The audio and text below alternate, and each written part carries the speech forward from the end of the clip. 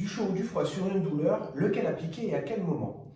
Cette question fait partie de l'une des plus fréquentes que l'on me pose en cabinet, et bien souvent, je vois appliquer du chaud alors qu'il faudrait du froid et inversement. Mais dans un premier temps, il faut savoir distinguer une douleur inflammatoire d'une douleur mécanique.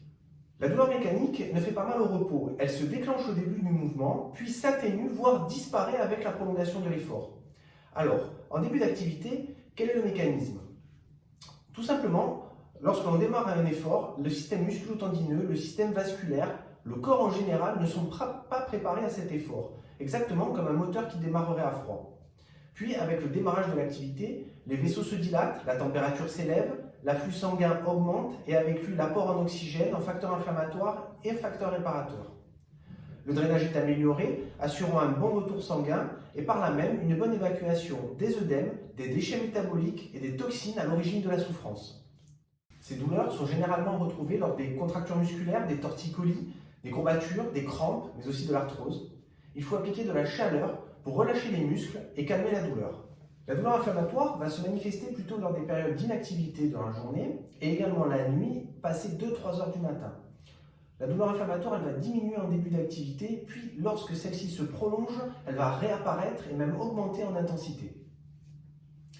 Qui dit inflammation dit œdème. La reprise du mouvement va dans un premier temps drainer cet œdème, ce qui explique que l'on va soulager la douleur. Mais la remise en activité avant la cicatrisation va faire souffrir de nouveau les tissus, créant un nouvel œdème qui va générer une nouvelle douleur, signifiant à la personne qu'il faut arrêter son mouvement. Pour résumer, une douleur inflammatoire va concerner une région qui a été lésée, sur laquelle on va retrouver un œdème, une rougeur, une chaleur, et pour calmer une flamme, inflammation, on va utiliser du froid.